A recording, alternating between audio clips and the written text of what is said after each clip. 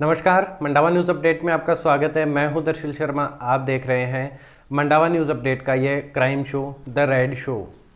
आज की इस स्टोरी में हम बात करने वाले हैं एक हेलो के बारे में। हेलो, जो कि जब भी हम किसी को कॉल करते हैं या किसी का कॉल आता है तो सबसे पहले जो वर्ड बोला जाता है वो हेलो ही बोला जाता है। लेकिन इस हेलो के कारण न जाने कितने ही लोगों के बैंक अकाउंट खाली हो गए, उनको लूट लिया गया और न जाने कितने ही लोग बर्बाद हो गए। आज की ये जो कहानी है इसमें एक अवेयरनेस के साथ साथ आपको यह भी बताऊंगा कि किस तरीके से लोग क्राइम करते हैं। पिछले कुछ सालों में जैसे जैसे इंफॉर्मेशन टेक्नोलॉजी का विकास हुआ है, नए नए गैजेट्स आए हैं, मोबाइल फ़ोन, इंटरनेट, कंप्यूटर वगैरह ये सब आया है, उसके साथ साथ जो क्राइम करने का तरीका है उसमें भी बदलाव हुआ है। पहले लोग किसी से बंदूक की नोक पर या मारपीट करके उससे लूटपाट करते थे, उसके बाद जो भी गहना या फिर कोई भी पैसे वगैरह होते थे वो लूट लेते थे। लेकिन जैसे जैसे टेक्नोलॉजी का विकास हुआ, क्राइम की इस दुनिया में भी परिवर्तन हुआ और लोग इस टेक्नोलॉजी के माध्यम से ही लोगों से लूटपाट करना, पैसे लूटना शुरू कर दिया। आज की ये जो कहानी है यह है साइबर क्राइम के बारे में। बहुत से लोग आप में से ऐसे होंगे जो कि साइबर क्राइम के बारे में जानते होंगे, कुछ है जो नहीं भी जानते। तो इस कहानी को सुनने के बाद आप इस बारे में आराम से जान जाओगे। कुछ साल पहले अमिताभ बच्चन, जिनको बिग बी के नाम से भी जाना जाता है, उनके पास एक कॉल आता है।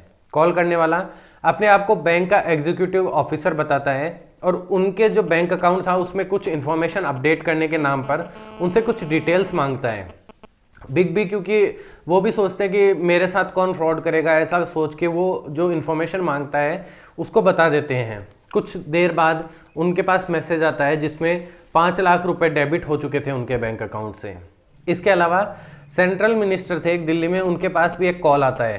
कॉल करने वाला अपने आप को एसबीआई का एग्जीक्यूटिव ऑफिसर बताता है और उनसे कुछ जो उनका सैलरी अकाउंट था उसको अपडेट करने के नाम पर कुछ डिटेल्स मांगता है। वो उसको डिटेल दे देते हैं। कुछ टाइम बाद उनके पास मैसेज आता है और पता चलता है कि उनके अकाउंट से 2 लाख रुपए लूट लिए गए हैं। इसके अलावा केरल के एक एमपी थे, उनके पास भी बैंक से कॉल आता है और कॉल करने वाला उनसे डेबिट कार्ड और ओटीपी पूछकर 3.5 लाख रुपए के करीब उनके बैंक अकाउंट से डेबिट हो जाते हैं, यानी कि लूट लिए जाते हैं। इसके अलावा एक यूपी के एमएलए थे, उनके पास भी ऐसे ही अकाउंट अपडेट करने के नाम पर कॉल आया और उनके अकाउंट से भी रुपए निकाल लिए गए। ओएनजीसी की एक रिटायर्ड ऑफिसर थी जो कि गुजरात में रहती थी, उनके पास भी ऐसे ही कॉल आता है। उनके जो बैंक अकाउंट था उसको अपडेट करने के नाम पर या उनका जो कुछ इन्फॉर्मेशन लेता है और उसके कुछ देर बाद ही मैसेज आता है जो कि अलग अलग हिस्सों में करीब 62 लाख रुपए निकाल लिए गए थे। एक कस्टम का सीनियर ऑफिसर थे, उनके पास भी एक ऐसा ही कॉल आता है और किसी पुराने कंसाइनमेंट के बारे में बात करते हैं और बताते हैं कि एक नया कंसाइनमेंट वगैरह पार्सल आने वाला है, तो उसकी एवज में आपको कुछ रुपए देने हैं। तो वो 11 लाख रुपए के करीब जमा कर देते हैं, लेकिन ना तो वो पार्सल कभी आया ना उनको वो पैसे कभी मिले। ये तो एक कुछ एग्जाम्पल है। इसके अलावा हमारे देश में हर रोज हर मिनट, अभी मैं जब आपको ये कहानी सुना रहा हूँ, हम बात कर रहे हैं, इस टाइम भी हो सकता है बहुत से लोगों के पास इन साइबर क्राइम करने वाले लोगों का कॉल जा रहा हो। अपने आप को बैंक ऑफिसर, एलआईसी का ऑफिसर या किसी भी तरीके से अपने आप को कोई ऑफिसर बताकर वो आपको लूटने की कोशिश कर रहे हो सकता है आप जो ये वीडियो देख रहे हैं, आप देखने वालों में से भी बहुत से लोगों के पास इस तरह का कोई कॉल आया होगा। अगर आया है तो कमेंट करके ज़रूर बताना कि उसने आपसे किस तरीके से बात की और आप किस तरीके से उससे बचे, और अगर आपको लूट लिया गया तो कितने रुपए लूटे गए और आपसे किस तरीके से क्या बात की गई, तो कमेंट करके एक बार ज़रूर बताना। और अगर कुछ आपके पास कॉल रिकॉर्डिंग वगैरह है तो आप मुझे व्हाट्सअप भी कर सकते हैं। तो चलिए फिर करते हैं इस कहानी की शुरुआत। इंडिया में जो साइबर क्राइम होता है उनमें 80% से ज़्यादा साइबर क्राइम हमारे भारत के ही एक राज्य के एक जिले के छोटे से गांव से होता है। यानी कि वो लगभग एक जिला है, वहाँ पे 150 के करीब गांव है, लेकिन उनमें भी एक गांव है जो कि सबसे मेन है उनमें, जहाँ से ये पूरा नेटवर्क कंट्रोल किया जाता है और उसको ही सबसे ज़्यादा जो साइबर क्राइम होते हैं उनका गढ़ माना जाता है एक तरीके से। और शायद ही इंडिया के किसी स्टेट की, कोई 2-4 स्टेट को छोड़ दे तो उसके अलावा शायद ही कोई ऐसी पुलिस होगी जो वहाँ जाकर नहीं आई हो, क्योंकि हमारे देश में साइबर क्राइम से रिलेटेड कोई ऐसा सख्त कानून नहीं है। इसलिए अगर पुलिस जाती भी है, उनको क्रिमिनल्स को पकड़ के भी लेके आती है, तो कुछ ही दिनों में उनको जमानत मिल जाती है, क्योंकि ऐसा कोई सख्त कानून नहीं है। इसके अलावा आजकल तो कुछ ऐसी खबरें भी आती है कि जब पुलिस वहाँ पे उनको पकड़ने जाती है तो उनके पुलिस के साथ भी मारपीट की जाती है और पुलिस को बेरंग वापस लौटना पड़ता है। जहाँ तक मुझे पता है बहुत से केस ऐसे हैं, यानी कि आई थिंक 90% केस ऐसे होंगे जिनमें या तो उन लोगों को गिरफ्तार ही नहीं किया जाता, और अगर गिरफ्तार कर लिया जाता है जिन लोगों की पैसे लूटे गए हैं उनको आई थिंक कभी रुपए मिले ही नहीं होंगे। कोई बहुत कम ऐसे लोग होंगे जिनको मिले होंगे। इंडिया का एक स्टेट है झारखंड। झारखंड में एक ज़िला है जामताड़ा। जामताड़ा में जो पूरा ज़िला है इसमें करीब 150 या 160 के करीब गांव है। इन गांवों में भी एक गांव है जो इस पूरे साइबर क्राइम को लीड करता है। उस गांव का नाम है करमाटांड गांव। इंडिया में जो साइबर क्राइम होते हैं उनमें 80% से ज़्यादा साइबर क्राइम इस जामताड़ा ज़िले से ही होते हैं। और इसके अलावा ये जो करमाटांड गांव है, स्पेशली इस गांव से जो क्रिमिनल्स है वो ज़्यादा हैं। ये जो पूरा साइबर क्राइम का नेटवर्क है, इसकी शुरुआत कैसे हुई इसके बारे में भी मैं आपको बताऊंगा। लेकिन उससे पहले एक चीज़ कि ये जो करमाटांड गांव है या आसपास का जो इलाका है यहाँ नेटवर्क बहुत कम मिलता है। इसके अलावा जो बिजली है वो भी 5 घंटे ही आती है, और इन 5 घंटों में जो सबसे मेन काम होता है वो होता है फ़ोन चार्ज करने का, क्योंकि इन 5 घंटों में फ़ोन चार्ज करने के बाद आगे के 19 घंटों का काम इसी चार्जिंग से किया जाता है।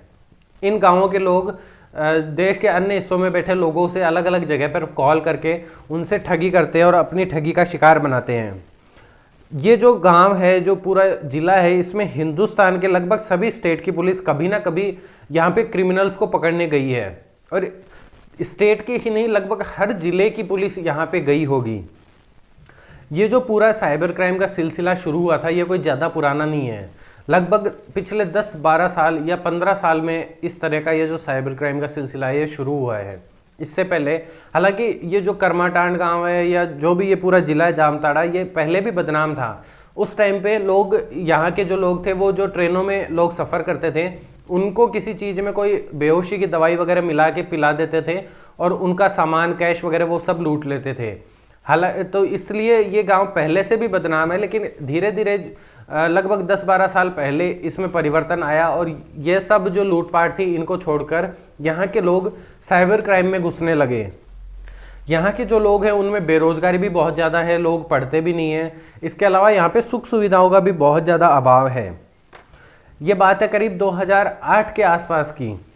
यहाँ के लोग, आपको जैसा कि बताया कि ज़्यादा कुछ पढ़े लिखे नहीं हैं, तो नौकरी की तलाश में इधर उधर दूसरे राज्यों में, दूसरी जगहों पर जाते रहते हैं, दिल्ली, बम्बई, कलकत्ता, राजस्थान, जयपुर, कहीं भी।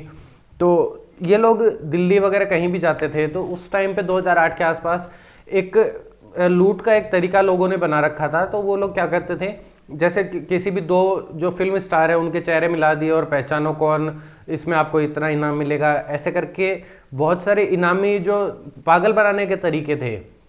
इसके अलावा भी और बहुत सारे तरीके थे जिनसे लोगों को पागल बनाकर और रुपए ऐंठा करते थे। उस टाइम पे इतना कोई बैंक अकाउंट जो थे वो ऑनलाइन नहीं थे, इतना कोई ट्रांजैक्शन भी नहीं हुआ करता था। लेकिन क्योंकि उस टाइम पे फ़ोन का दौर, जो मोबाइल फ़ोन है उनका दौर शुरू ही हुआ था, लोग अपना बैलेंस रखते थे फ़ोन में। आजकल तो अनलिमिटेड हो गया है, अनलिमिटेड कॉल्स, इंटरनेट, ये सब मिलता है। उस टाइम पे बैलेंस हुआ करता था 100 रुपये, 150 रुपये, इस टाइप से। तो ये लोग क्या करते थे, धीरे धीरे करके उनके अकाउंट से कभी 20 रुपये, कभी 50 रुपये, ऐसे अलग अलग जगह से निकालते थे। तो जो जिन लोगों के अकाउंट से निकलता था उनके लिए तो वो एक तरह से छोटी रकम होती थी, और पुलिस में अगर वो कंप्लेन भी करते थे, पहले तो करते ही नहीं थे, अगर करते भी थे तो पुलिस भी इस बारे में कोई ज़्यादा एक्शन नहीं लेती थी, तो वो लोग बच जाते थे और ऐसे छोटी छोटी रकम करके उनके पास एक बड़ी अमाउंट इकट्ठा हो जाती थी। ये जो पूरा जामताड़ा ज़िला है, यहाँ के जो गाँव हैं, वहाँ पे उस टाइम पे बहुत ही कच्चे मकान हुआ करते थे, पक्के मकान तो बहुत कम हुआ करते थे। लेकिन जब से उन लोगों ने ये साइबर क्राइम की दुनिया में कदम रखा, धीरे धीरे वहाँ की तस्वीर बदलने लगेगी। अब वहाँ पे कच्चे मकान हटकर पक्के मकान बन गए हैं, और यही नहीं, पक्के मकान ही नहीं, 2-2, 3-3 मंजिल के मकान बने हैं। लोगों के पास बड़ी बड़ी एसयूवी गाड़ियाँ हैं। उनमें से बहुत से लोगों को तो इन गाड़ियों का नाम तक नहीं पता होता है, लेकिन जैसा कि वो लूट का पैसा है, बहुत ज़्यादा पैसा हो जाता है, तो वो खरीद कर ले आते हैं, अपने सुख सुविधाओं पर खर्च करते हैं। पक्के मकान है, एसी कूलर है, गाड़ियाँ हैं, सब कुछ है उनके पास। तो ये तस्वीर पिछले कुछ सालों में धीरे धीरे बदली हैं। हालांकि जब 2008 के आसपास उन्होंने ये सब स्टार्ट किया था, तो जो कुछ लड़के दिल्ली आए थे वहाँ से उन्होंने ये सब करना सीखा था। लेकिन उनके सामने सबसे मेन प्रॉब्लम ये थी कि जो बैंक एग्जीक्यूटिव या जो भी ऑफिसर्स वगैरह होते थे, बैंक से जो कॉल आता था, तो वो लोग, मेन पॉइंट ये था कि वो लोग इंग्लिश में बात किया करते थे।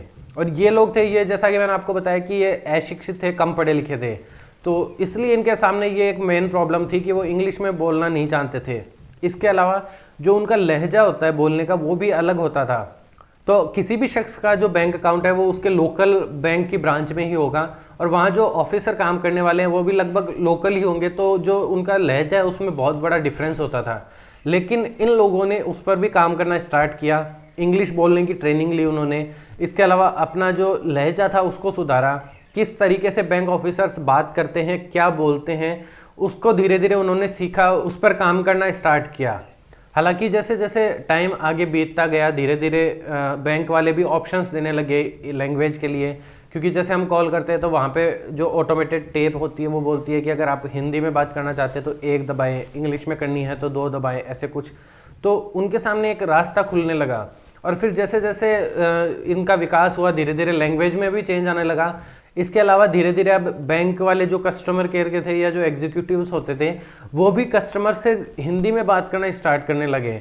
तो इससे ये जो लोग थे इनको आसानी होने लगी, क्योंकि सब लोग तो इंग्लिश सीख नहीं सकते थे, और सीखते तो टाइम भी बहुत जाता। तो हिंदी में जब से बैंक वालों ने बोलना स्टार्ट किया, बात करना स्टार्ट किया, तब से इनके लिए आसानी हो गई थी। तो इन्होंने भी फिर ये जो आसपास के जितने भी गांव थे, लगभग इनके जो युवा वर्ग था वो सब इस साइबर क्राइम में आने लगा। आज यहाँ के जो लगभग गांव हैं उनमें बहुत से युवा ऐसे हैं जो कि पढ़े लिखे नहीं है, लेकिन फिर भी वो इस साइबर क्राइम की दुनिया में घुसे हुए हैं, बहुत से पैसे लोगों से लूट रहे हैं। जैसा कि मैंने आपको बताया कि इन गाँवों में नेटवर्क की भी प्रॉब्लम रहती है, बिजली की भी प्रॉब्लम रहती है। तो लोग क्या करते हैं, नेटवर्क पकड़ने के लिए पेड़ों पर चढ़कर बात करते हैं। और इसके अलावा इनका जो ये ठगी करने का एक पूरा नेटवर्क होता है, एक तरीका होता है। एक शख्स है वो कॉल पर बात करता है और सामने वाले से डिटेल लेता है, दूसरा उसके पास बैठा अपने सिस्टम पर वहाँ पे उसकी डिटेल्स भरता है और पैसे ट्रांसफ़र कर लेता है। जैसे ही पैसे ट्रांसफ़र होते हैं, एक तीसरा बंदा होता है जो पहले से एटीएम या बैंक में होता है, जैसे ही पैसे ट्रांसफ़र होते हैं वो उन रुपयों को निकलवा लेता है। ऐसे इस तरीके से पूरा सिस्टमेटिक तौर पर नेटवर्क बना के ये लोग काम करते हैं।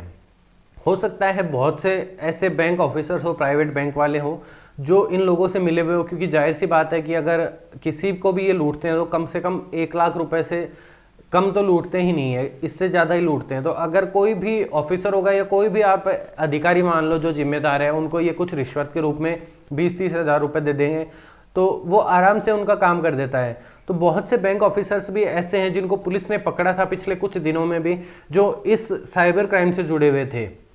इसके अलावा कुछ ऐसे अकाउंट्स होते हैं जो कि बंद पड़े होते हैं, उनकी डिटेल भी बैंक ऑफिसर्स इन लोगों को प्रोवाइड करवा देते हैं, जिनके बदले में उनको कुछ पैसे मिल जाते हैं। तो उसके द्वारा भी ये लोग साइबर क्राइम को अंजाम देते हैं। अब तक करोड़ों ऐसे लोग होंगे जो इस साइबर क्राइम का शिकार हो चुके होंगे। अभी जब यूक्रेन और रूस का युद्ध शुरू हुआ था, उस टाइम पर भी रशिया ने यूक्रेन पर साइबर अटैक किया था। हालांकि वो उनकी वेबसाइट्स और जो अदर ऑफिशियल्स गवर्नमेंट के जो वेबसाइट्स वगैरह थे उनको हैक कर रहे थे, तो साइबर क्राइम में ये भी शामिल है। लेकिन आज हम जो साइबर क्राइम की मदद से, टेक्नोलॉजी की मदद से जो पैसों की लूट होती है उसके बारे में बात कर रहे हैं। बाकी साइबर क्राइम में बहुत सारी चीज़ें शामिल होती है। इसमें ईमेल में कुछ गलत लिंक भेज के, या कोई ऐसा सॉफ्टवेयर होता है जो कि हिडन रहता है लेकिन आपके फ़ोन की, आपके सिस्टम की पूरी इन्फॉर्मेशन उन तक पहुंचा देता है, आपके सिस्टम को हैक करके। या फिर जो एटीएम क्लोनिंग है, पिछले दिनों में एटीएम क्लोनिंग भी बहुत ज़्यादा प्रचलित हुआ था। इस तरह से लोग क्राइम कर रहे थे। आप जब भी एटीएम में जाते थे वहाँ पे आपके एटीएम कार्ड का क्लोन बना के रख लेते थे, पिन को पता लगा लेते थे। इसके अलावा भी बहुत सारे तरीके हैं जिनसे लोग साइबर क्राइम कर रहे हैं। हालांकि धीरे धीरे लोगों में अवेयरनेस आ रही है, लेकिन फिर भी बहुत से लोग हैं जिनको इस बारे में पता नहीं चलता है, और कुछ तो ऐसे जिनको इस बारे में अवेयरनेस है लेकिन फिर भी जो कॉल करते हैं जब ये क्राइम करने वाले, तो वो इस तरीके से उनको बातों में उलझाते हैं कि वो खुद भी नहीं समझ पाते हैं। कई बैंक ऑफिसर्स भी ऐसे हैं जिनके पास इस तरीके के कॉल आए, पुलिस वालों के पास भी कॉल आए, जो आर्मी ऑफिसर्स हैं उनके पास भी इस तरीके से कॉल आते हैं, उनको भी लूटा जाता है। अगर आपके पास भी इस तरीके का कोई कॉल आया है और आपके पास उसकी रिकॉर्डिंग है तो मेरे को व्हाट्सएप पे प्लीज़ प्रोवाइड ज़रूर करवाना, जिससे कि मैं और लोगों को भी इस बारे में सुना सकूँ और अवेयर कर सकूँ उनको भी ऐसे पता चल सके कि वो किस तरीके से बात करते हैं, कैसे सामने वाले को अपनी बातों में उलझाकर उससे डिटेल लेकर उसका बैंक अकाउंट खाली कर सकते हैं। तो अगर आपके पास कोई ऑडियो है जो कॉल रिकॉर्डिंग है वो है, तो मुझे व्हाट्सएप पे ज़रूर प्रोवाइड करवाना। अब आपके मन में ये बात होगी कि जो हमारी जुडिशरी है या फिर लॉ एंड ऑर्डर जो मेंटेन करती है गवर्नमेंट है, वो इस बारे में एक्शन क्यों नहीं ले रही है कि जब इतने बड़े स्तर पर ये क्राइम हो रहा है तो इसको रोका जाए या इसके लिए कोई कानून बनाया जाए। हमारा कानून इतना ढीला है कि लोग, ये जो क्रिमिनल्स हैं, ये जब पुलिस इनको पकड़ के लाती है तो एक आधे दिन में ही छुट के वापस अपने काम में लग जाते हैं। बहुत से लोग ऐसे हैं जो कि जमानत पर छुटकर फिर से इसी काम में लगे हुए हैं और लोगों को लूट रहे हैं। जो गरीब लोग हैं वो पाई करके पैसा जमा करते हैं अपने बैंक अकाउंट में, लेकिन ये लोग उनको लूटकर उनकी जीवन भर की पूंजी लूट लेते हैं। हालांकि झारखंड हाई कोर्ट ने स्वतः संज्ञान लेते हुए एक कमेटी बनाई थी, जो कि जस्टिस AB सिंह की जो निगरानी में एक कमेटी बनाई गई, एकेडमी बनाई गई, जो इस साइबर क्राइम के बारे में पूरी रिसर्च करना, इसके बारे में इंफॉर्मेशन जुटाने के लिए बनाई गई थी। इसके लिए नेशनल लॉ कॉलेज के स्टूडेंट्स को भी लिया गया था और कुछ एक्सपर्ट्स को भी इस कमेटी में शामिल किया गया था। इसके बाद इस कमेटी की शायद रिपोर्ट आ चुकी है। अगर कुछ अपडेट होगा, जो रिपोर्ट है उसके बारे में मुझे नहीं पता है, मैं उसको देख के आप तक वो अपडेट ज़रूर पहुंचाऊंगा। हालांकि इतना ज़रूर है कि इसके बारे में कोई सख्त कानून बनाया जाना चाहिए, क्योंकि मैंने बहुत सी बार ऐसे देखा है कि अगर कोई इस तरीके से लूट जाता है, साइबर क्राइम का शिकार हो जाता है, तो कई बार ऐसा होता है कि वो भी फिर ऐसा बदला लेने की भावना से बोल सकते हैं, या ऐसा सोचकर कि ये जो क्राइम है इसमें कोई सज़ा नहीं है, बहुत ढीला कानून है, तो वो भी उसमें लिप्त हो जाते हैं। तो मुझे लगता है कि इस बारे में सख्त कानून बनाया जाना चाहिए। इस बारे में आपकी क्या राय है, कमेंट करके ज़रूर बताना। तो आज की स्टोरी में इतना ही। मैंने आपको साइबर क्राइम के बारे में बताया, किस तरीके से ये होता है। झारखंड का जो एक जामताड़ा ज़िला है, वहाँ के जो गांव है, वहाँ से ये सारा काम ऑपरेट किया जाता है। तो आज की कहानी में इतना ही। मिलते हैं अगले वीडियो में एक नई कहानी के साथ, एक नई इंटरेस्टिंग स्टोरी के साथ। तब तक के लिए जय हिंद, जय भारत, नमस्कार।